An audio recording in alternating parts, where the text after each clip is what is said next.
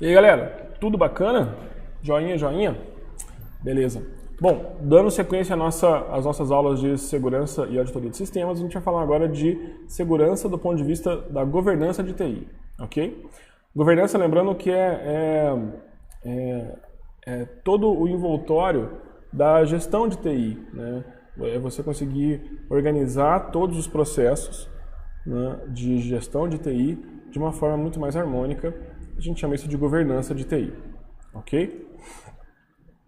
Bom, do ponto de vista da segurança de TI, quando a gente fala de governança, né, a gente tem sempre alguns modelos a serem seguidos. Um dos mais conhecidos, talvez um dos mais consolidados, é o COBIT, ou COBIT, depende do seu sotaque, ok?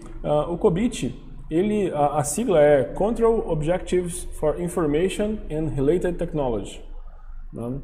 Basicamente é um guia de boas práticas para a gestão de TI, né? Você cria você não precisa reinventar a roda, né? Bastante óbvio isso. Alguém no mundo já bateu cabeça até falar chega para poder criar um modelo de referência para a gestão de TI. Obviamente ele é um modelo de referência, ele não é uma obrigação a ser seguida, ele é um modelo. Você lê ele, entende ele, faz pequenos ajustes e aplica no seu contexto, ok? Bom, o que o COBIT faz? O COBIT faz? Vamos passar aqui por 4 ou 5 tópicos principais, domínios do COBIT, ou do COBIT. Eu vou ter que decidir, né, se eu falo COBIT ou COBIT. Vamos falar COBIT, ok? E nesses tópicos eu marquei quais os que são mais relevantes ainda, os pontos, né, os pontos focais mais relevantes ainda. Bom, quando você começa a implementar COBIT, você começa a pensar nisso, uma das primeiras etapas é planejar e organizar, né? Então, estamos falando agora de gestão de TI, né, de governança de TI. Como é que eu vou organizar o meu cenário macro? Não é especificamente a gestão de um hardware específico ou de um cenário menor. A governança ela é com um ponto de vista alinhado com o ponto de vista estratégico da empresa, de uma forma mais ampla e mais generalizada. Então, nesse momento, a gente tem que definir um plano estratégico de TI. Mesma coisa. Igual aconteceu lá com segurança, definir um plano estratégico é escrever um documento chamado Plano Estratégico de TI, com todos os tópicos que aquele time, que aquele grupo elencou como estratégico, alinhado com a estratégia do negócio, e como é que isso vai acontecer, certo? Insisto muito nisso. Isso tem que virar uma peça palpável, certo? Um documento. Esse documento tem que ser consumido e trabalhado para que as pessoas olhem para ele como um objetivo macro estratégico da TI. Ok? Durante o momento de planejar e organizar do COBIT, também se trabalha a arquitetura da informação, né? A arquitetura da informação, ela vamos pensar de forma quase artística, né? De como é que você organiza a sua informação internamente, né? E não é do ponto de vista do banco de dados, né? De que banco que é, que tipo de dado que é, não é isso. É como que ela é estruturada, como é que ela trafega entre os envolvidos nesse contexto da informação, né? Como é que sai de um lugar e vai para outro. É isso que é pensar na arquitetura da informação. Ok? Depois de pensado na arquitetura, a gente define os processos de TI. Efetivamente, processo por processo. Você cria um workflow por onde que as coisas vão ter que trafegar, por quem que autoriza, quem que aprova, quem executa. Enfim, você cria processos de TI para cada atividade que você tem. Lá no COBIT, você tem uma lista de processos que você pode se basear por ele e tal. Durante planejar e organizar, você gerencia investimentos de TI. o que vai comprar, quando vai comprar, para que vai comprar, em que contexto vai comprar, por que gastar esse dinheiro, né? E você também gerencia a qualidade das entregas. A qualidade da entrega é tudo que a TI entrega para o negócio, né? Pode ser um serviço, pode ser uma infraestrutura, pode ser uma implementação de um software novo, pode ser recursos de TI de modo geral, né? São entregas que a TI faz. O pessoal do desenvolvimento, por exemplo, entrega software. Então, entregou uma funcionalidade nova, é uma entrega.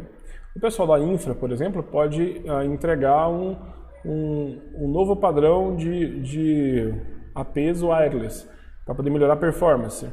O pessoal estratégico da TI, por exemplo, pode entregar, por exemplo, relatórios consolidados ou pelo menos informações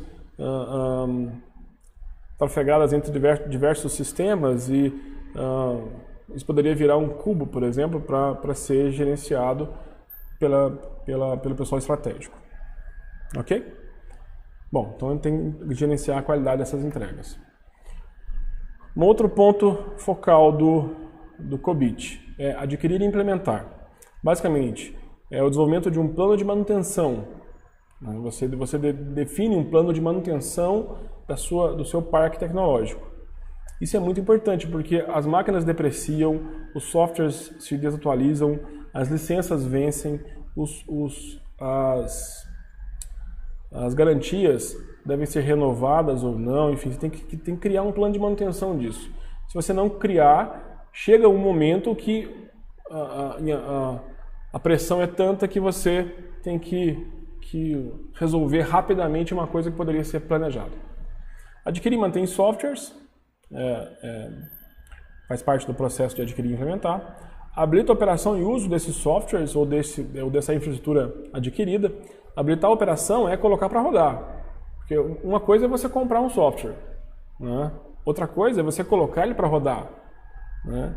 E uma outra coisa ainda é fazer o uso dele, né? Assim, fazer ele ser útil no dia a dia, é usar ele. Então tem processos complexos nisso, né? A gente não vai entrar nesses detalhes. E uma das coisas que eu acho mais importantes, por isso está grifado, que é gerenciar a mudança. Gerenciar a mudança é um processo tenso para a TI, né? E impacta na segurança, tem um impacto muito forte na segurança, né? Porque é certo que tudo muda o tempo todo, né? Então gerenciar o processo de mudança é mais complicado. Tanto é que hoje em dia fala-se muito em DevOps, né? Que é quando os desenvolvedores se alinham com o pessoal de operações, por exemplo, quando se trata de software, né?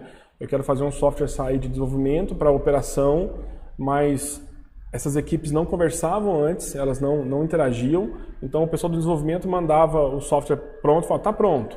Aí quando o pessoal de operações colocava para rodar, não rodava direito, porque a máquina do cara rodava, mas tinha configurações diferentes, era um cenário diferente, um ambiente diferente. Na operação, aquilo não funcionava. Aí hoje em dia estão falando muito, tá até na modinha, tá quase passando a modinha já na verdade, né? Mas essa integração de aproximar essas equipes e criar quase que uma terceira equipe ou uma equipe só, chamado DevOps, que é Developers e Operators. São o pessoal de desenvolvimento e operações. Ok? É basicamente gerenciar a mudança do COBIT. Bom, entregar e dar suporte. Depois que está implementado, eu tenho que gerenciar os níveis de serviço, ou seja, o que é bom e o que é ruim para cada serviço. Eu tenho que gerenciar os serviços de terceiros, quando eu tenho terceirizados e por algum motivo você usa isso. Uma coisa importante, gerenciar performance e capacidade, né? A gente está falando muito hoje em dia de startups, de empresas escaláveis, de você imaginar que o WhatsApp tem 60 e poucos funcionários apenas, ou seja, é um serviço que é usado por bilhões de pessoas que têm 60 funcionários, mais ou menos. Então, se você não tiver uma capacidade de gerenciar a performance e a capacidade de expansão do seu negócio, é um problema, certo? Mesmo em negócios menores, isso também é importante, ok? Treinamento faz parte dos domínios do COBIT organizar treinamentos para todos os times, para todas as equipes. Não um treinamento como o de RH, por exemplo, né? Treinamento técnico focado em gestão de tecnologia. Ok? Gerenciar configuração, gerenciar dados, gerenciar as operações e gerenciar o ambiente físico. Basicamente é a parte de dar suporte e entregar essas coisas todas. Parte de configuração, dados e operações e ambiente físico faz parte do COBIT. Ok? Bom, depois que você entregou, deu suporte, você tem que dar um passo atrás, monitorar e avaliar. Ok? E muitas vezes, entendam isso, muitas vezes, auditoria interna não funciona. Às vezes é necessário vir alguém de fora e olhar para o seu processo, porque você está viciado naquele processo e todo mundo está viciado e acha que aquilo é a melhor forma possível. Quando uma consultoria externa vem e expõe os detalhes, você percebe que não é exatamente aquilo e poderia melhorar muito mais. Então, auditoria interna e externa é necessária. Interna é mais barata, né, você pode fazer com mais frequência, e auditoria externa é quando você precisa realmente melhorar um processo. Né? Um dos domínios do COBIT em monitorar e avaliar também é monitorar os processos, acompanhar a execução dos processos, se eles estão sendo acompanhados ou sendo executados conforme foram planejados. Uma outra parte é fazer a avaliação do sistema atual e qual que é o objetivo final do seu sistema. Isso aqui é avaliar o seu cenário atual de segurança e de governança de TI e qual que é o objetivo que você quer focar. Ok? Bom, esses tópicos são os principais tópicos do COBIT. Ok? Claro que são só os tópicos, só os títulos das grandes áreas. Né? Vou disponibilizar para vocês um link com mais informações, talvez um material de documentação do COBIT mesmo, né?